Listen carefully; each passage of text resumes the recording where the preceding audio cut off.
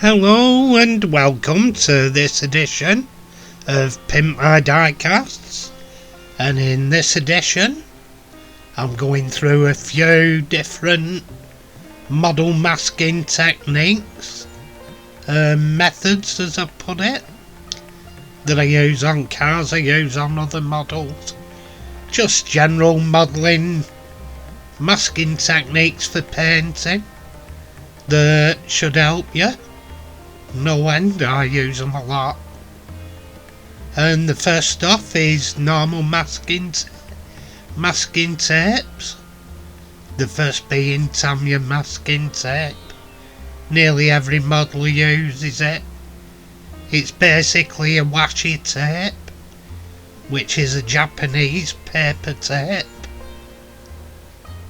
And you basically stick it on, you can cut it with a knife. Obviously gentle and not on a dusty old toy car like I did. But on a clean surface it'll stick better. With a sharper knife you can do canopies. It's available in different widths. That one, it's not necessarily Tamiya, but it's similar sort of masking. And it's narrower so it goes round curves easier. And there you go, excuse me, got a terrible cough. And there's various tapes you can use. Tamiya's about the leading one on the model market, but there's some nail art tapes, and that's Tamiya. That's a PVC tape instead of the paper masking. It's a PVC masking tape which has some stretch in it. If you take more time than I did there and you have a cleaner surface, you can get nice curves in it. That's Tamiya cassette for holding your tapes in. They do various widths. It's a good to have for storing your tape. And as said, this is a washi tape, which the Japanese paper tapes that are basically Tamiya masking tape. They're used for crafting, and if you look around you can get second-hand stuff off people off eBay from crafters. A set there that'll keep you going ages. And there's some masking paper for doing big areas. And here we get onto frisket film, which is basically an airbrushing and artists masking film. It's low tack, but as you can see it's a vinyl-ish product. You can go on, put it on and cut it with your knife to where you want to mask it off to. My knife I've got there, it's a very, very poor blade. With a better blade I'd have been through that instantly. It's a #1 tip for when you're masking, really. Have a really good blading, but there you go. That's the frisket done to size. So that's worth having in your armoury. Some frisket. Another one I use is blue tack, also available in other varieties.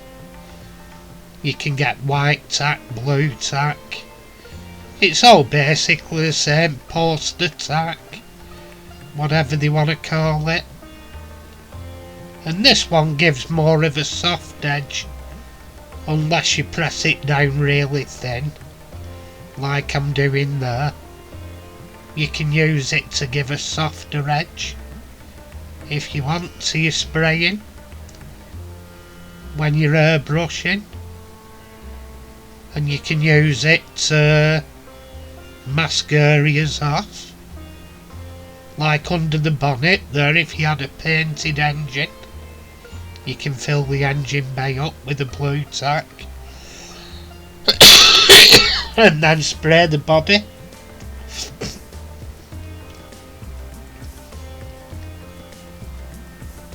Like a very useful sort of mask in itself, blue tack. And here, what am I using here? Try and remember. I think it's cling film coming up. I'm pretty sure. Yeah, there we go. It's cling film. It's good for big areas.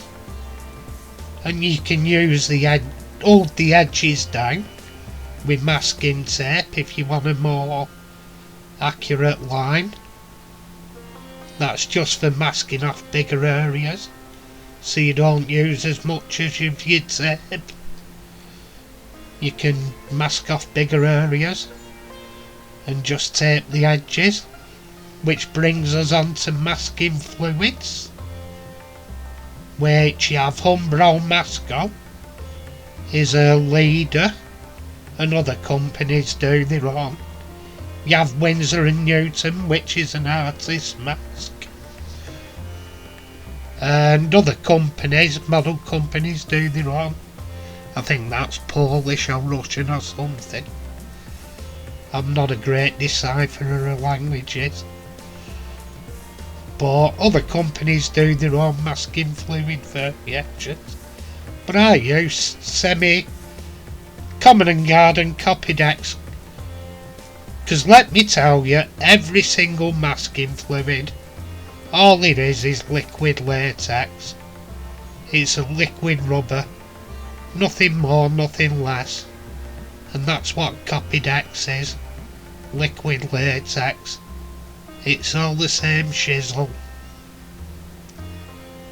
And all you do is brush it on. Wet, you let it dry, then you can airbrush over it. Then once you've airbrushed, it just brushes off with your finger. And you get hold of it and peel it. And ta-da! Job done.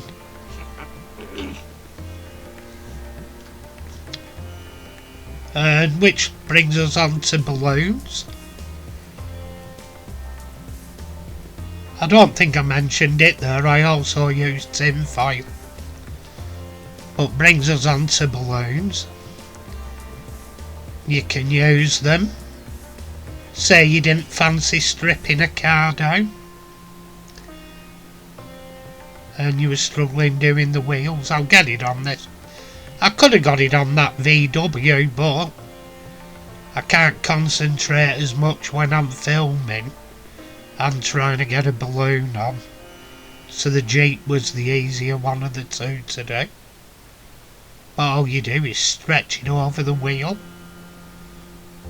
and press it over. It's good for old dinky cars if you just want to give the base plate a spray without stripping it down, without stripping the wheels off if the wheels are in good nick or you've painted the wheels before. You can stretch a balloon over and it'll guard your wheels from spray paint. You can cut the end off if you don't want a big bit of balloon flopping everywhere. And if you were really fussy so paint didn't get in, you could seal the end by putting a dot of glue on and then pressing the balloon together so it was sealed up and paint didn't go down.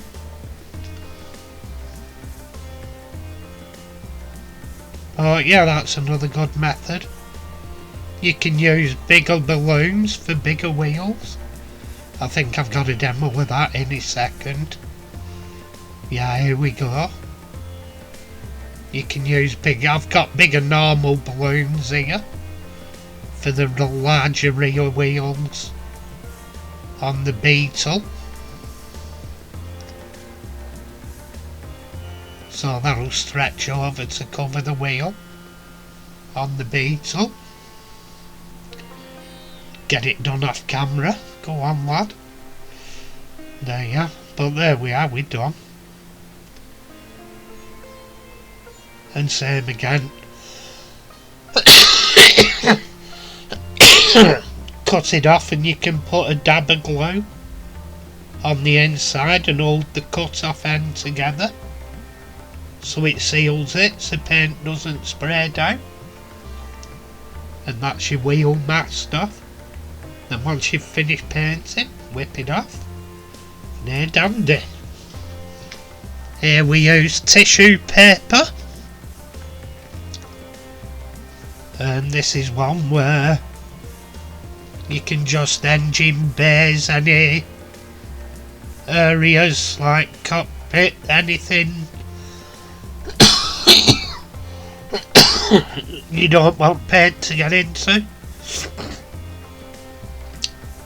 You can wet tissue paper and dab it in,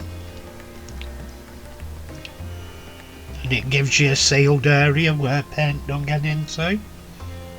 And we've also got sponges of various types. You can use dishcloth sponges, washing up dish sponges with the scourers on, packing sponge, all sorts. All it is to fill open gaps like that, so you don't get spray going everywhere. Just stop it going like spraying down onto things or spraying onto other parts of your model. You can use that one creatively. It's just another technique. And last but not least, I sometimes use a dab of grease on my finger, dab it on wheels, etc. And then you can wash it off after. Anyway, it all goes towards doing paint jobs akin to this. Anyway, if you've enjoyed, please subscribe. If you've subscribed already, thank you very much. And tatty.